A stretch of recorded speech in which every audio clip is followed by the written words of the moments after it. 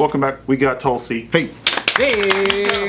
For love of country, go get it. You can get it right now. On Amazon.com. Amazon.com. All right, so check it out. So this went viral today, so I want to get your thoughts on it. Cool. You're not all prepped for it either. No, I'm not. We get you good. Finally. This is the one. So this guy is going viral. Just prime it with. He's going viral for telling illegal immigrants, migrants, neighbors. Newcomers. Thank you. Sorry. Yes. I meant to say Neighbors. how to invade homes in America thanks to squatting laws. So here I'm going to play it, and we're going to put it on the screen later. He says, I have thought about invading a house in the United States. I found out there's a law that says if a house is not inhabited, we can seize it. Guys, here is in the United States also applies the land invasion. I think that will be my next business. Invading abandoned houses. Wow. Are you in favor of this or against this? Strong opposed. Strong opposed. That's okay. a big no Okay. for me. Do you have a But you cold look heart? at that. No. Okay. I've got a warm-blooded beating heart. Okay. I've never used those words in my life. Sounds weird together. I'm like, where am I going with this? Welcome to a real interview. Breaking news. Yeah. She has a heart. Yeah. You know, I mean, there's so many things that's disturbing about that when you look at it within the context of what's happening in cities and communities across the country, and you look at that alongside the court ruling that we saw a couple of days ago saying that illegal immigrants who broke our laws to come in the country are allowed to carry firearms. What? That one's crazy, yeah. Yes. Hold on. What? And They have to defend themselves, dude. Come on. Oh, yeah, right. Sorry.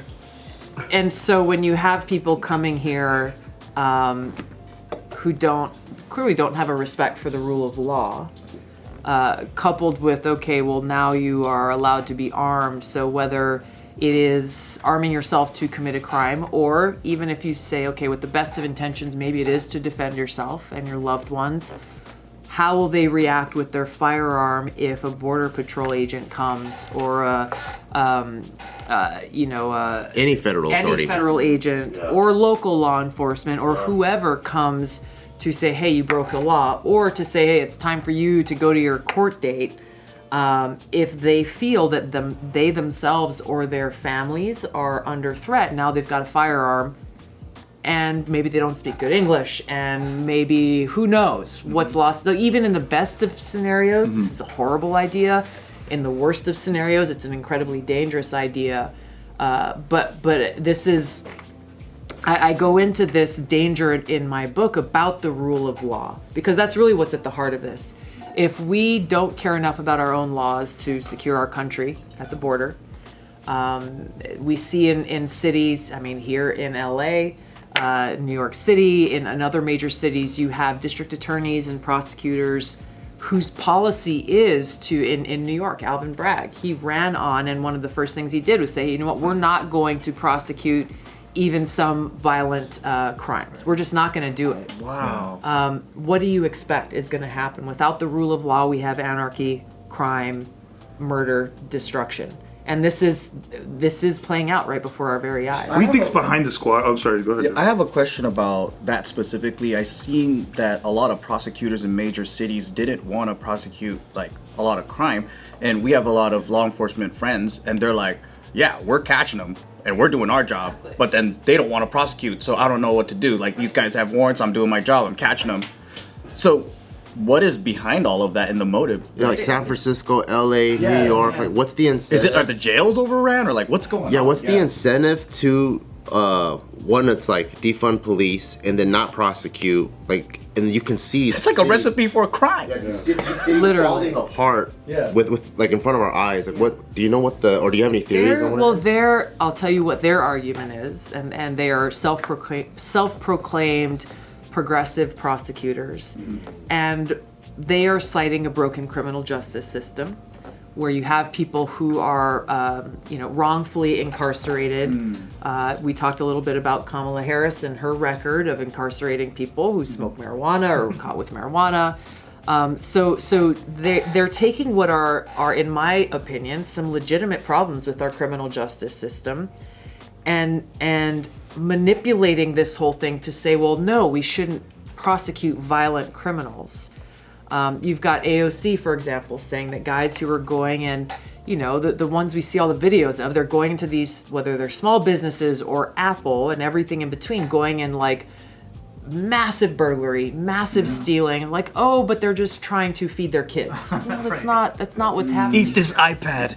Yeah, right, exactly. Good luck with that one. Yeah. But they're taking something that is a legitimate concern and conversation which we should have as a country, and unfortunately morphing it into something that's actually destroying our country and making our communities less safe, harming small businesses, making it so that people feel like they have no choice but to move themselves and their families or shut down their business.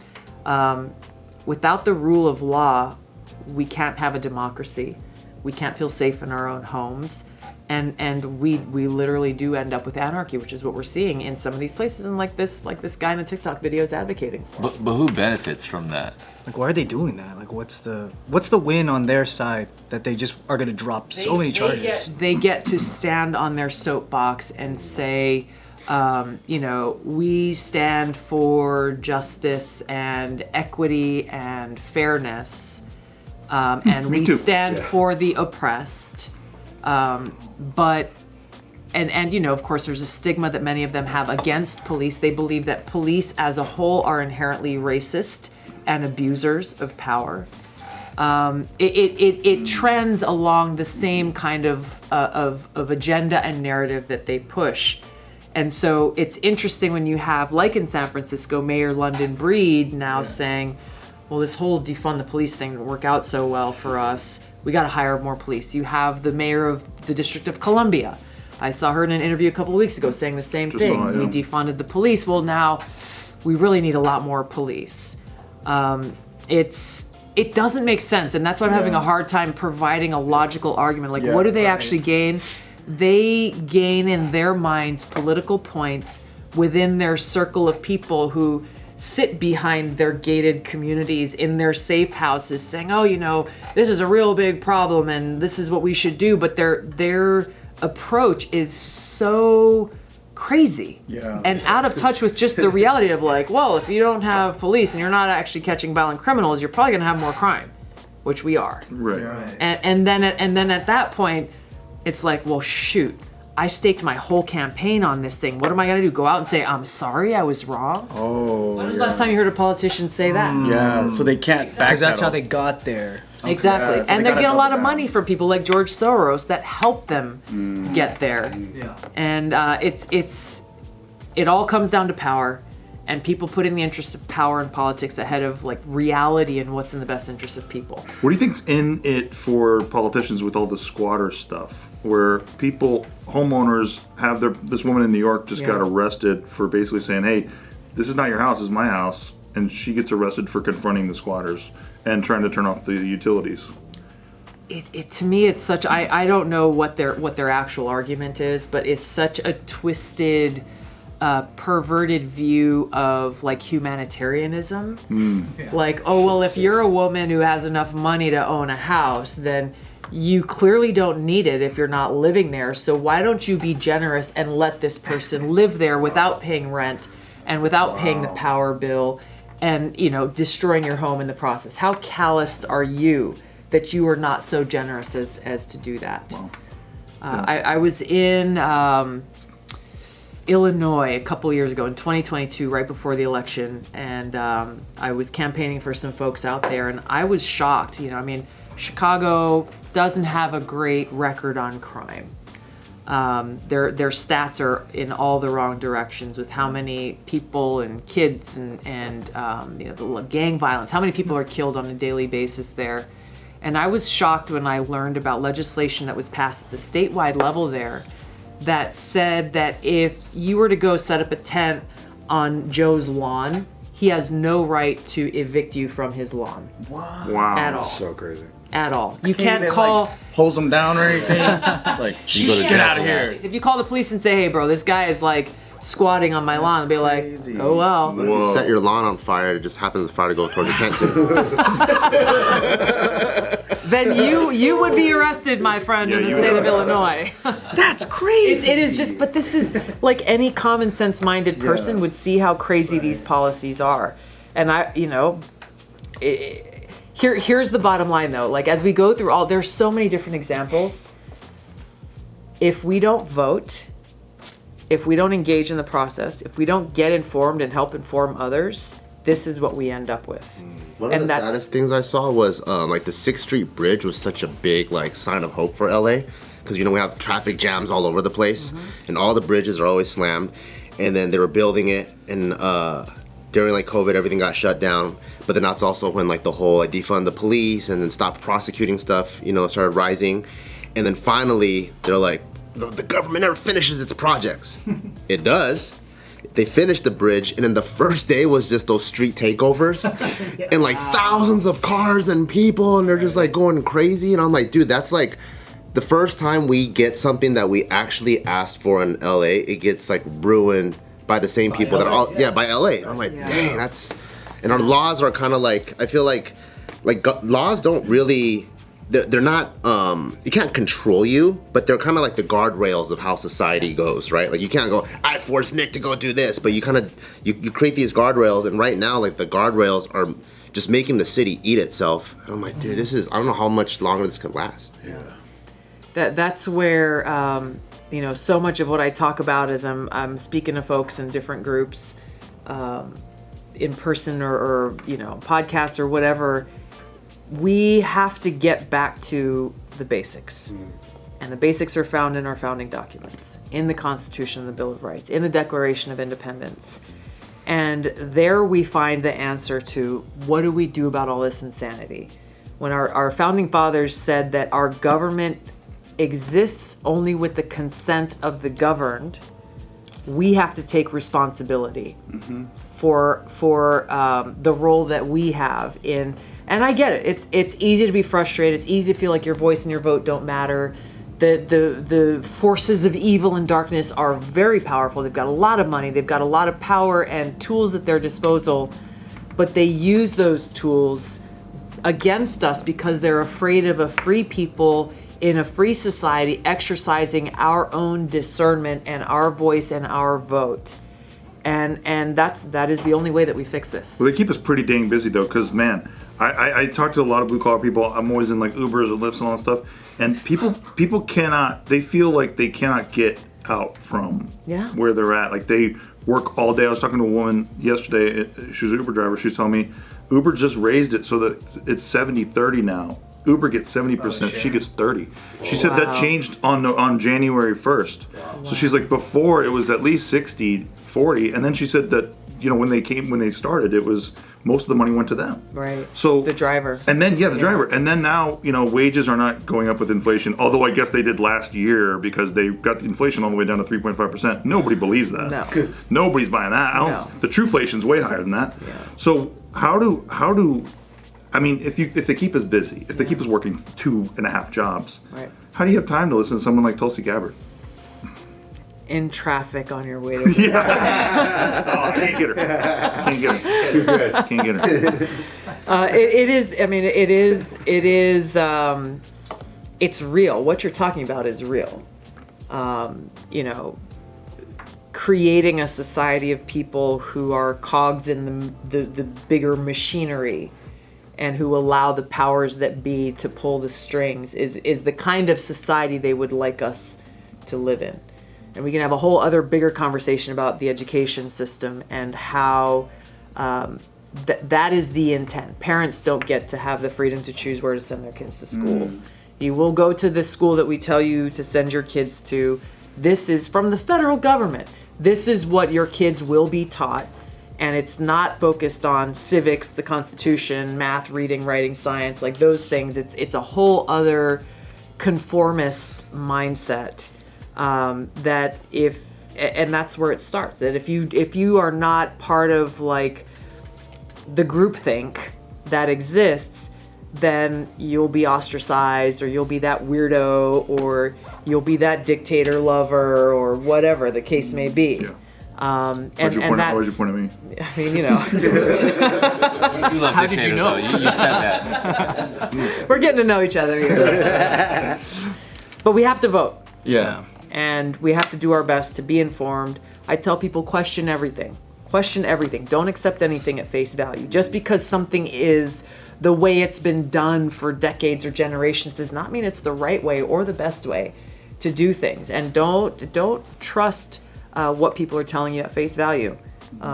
Think about it. Look into it more. Talk to your friends. Talk to your coworkers, and think for yourself. And make sure that you cast your vote, because it matters. This election year, like depending on like who wins, like how do you see what the next 4 years may or may not look like? It's hard. I mean, I won't. I don't know. I don't know. But here's what I do know is that if President Biden is reelected, or whoever, you know, they may put up if he steps back, they will run around the country saying, the American people have given us a mandate, even if they win by 1% of the vote. The American people have given us a mandate to continue the great work we are doing for the American people. And we'll see the erosion of freedom, the erosion of the rule of law, the erosion of basic, you know, Fourth Amendment rights of civil liberties and privacy. All of these things will continue on steroids. And we've already lost so much in the last few years. This is why I'm dedicating all my time between now and this election on November 5th, just going and speaking the truth to people about what's really going on and sounding the alarm bells, because I've never been more concerned about any election in my life about the fact that if they are allowed to continue to be in a position to abuse power, our country will become unrecognizable, because once these freedoms are lost, they are virtually impossible to try to get back. And history has shown us that to be true. How come, speaking of that, how come nobody ever asks Obama, like, hey, what's up with you wiretapping, like, Trump? You guys wiretapped the guy. Like that, and you guys spied on his presidential campaign. It's because he won't come on your podcast, or you would ask him. It's true. I heard. Oh, we got a maybe. Okay, good. I hope he does. We're talks. On that I'd be same too thread- scared to ask. On that same thread of thought, like going around and speaking, you know, what you know to be true, what do you feel like as maybe a chapter or a topic in your book was maybe the most complex or even the scariest thing to like put out? I have a chapter in the book that's dedicated to the topic of war, and I talk about the impact that my own experiences at war had on me as a person, and on the way that I view the world and politics. And I get into, it's a very long chapter, because the ways that the most powerful forces in our country push us into war, and the effects that it has on our everyday lives, whether we realize it or not. It's sneaky, it is deceptive, and they use the term national security, and I hope we talk about this TikTok bill, but this is the most recent example of, well, we've got to ban TikTok in the name of national security, without telling us exactly what a power grab and anti-freedom bill that actually is. But you all got to fall in line because national security, and you have members of Congress, you have people on Fox News and in other places saying, Dan well, if Crenshaw, you're, shout out. yes, big time. If you oppose this legislation, then you are treasonous, or you are a traitor. But they're really trying to stop booty shaking videos on TikTok, infecting the minds of Americans and preventing us from being fighters in war. I think Dan Crenshaw watches those booty shaking videos on Probably TikTok. a lot. Or he's dealing with his stocks that he's making a killing on. Oh yeah, dude, he's probably buying crypto on the TikTok. You know, He's on the TikTok now. He's like, I got some popcorn this morning. We'll see how it goes. Dan and I used to be friends when he first came to Congress. We got to know each other. We got along really well. We haven't talked for we haven't talked really, and I didn't realize this until someone else pointed out to me. We haven't talked since this whole Ukraine war kicked off. Oh. And we have some great mutual friends who he has severed ties with because they are saying, well, we shouldn't be waging this proxy war with Russia that's pushing us closer to the brink of nuclear catastrophe. We shouldn't be writing blank checks to Ukraine. What is this all for? Asking legitimate questions and challenging his position, which is we should be writing blank checks for this war and we should be continuing to wage it. It's sad. It's sad. And I just mentioned this because it's one of those examples of how personal relationships and friendships are too often destroyed because of having a difference on an issue. I have close friends of mine very close friends of mine who don't agree with my position on war or my position on specifically this proxy war with Ukraine. But we care for each other. We love each other. We're friends. We respect each other. And we know, like, all right, cool, we can disagree on this. We agree on these other things, but you know what? I know who you are as a person, and I know you have a good heart, and the same is true in the opposite, and our friendship is more important. It's sad that this is the state of politics that we are in this country, and it doesn't have to be that way. It doesn't have to be that way. Didn't realize you were against the Ukraine thing, so that's weird. But we're, Quick, cut to commercial. Very awkward.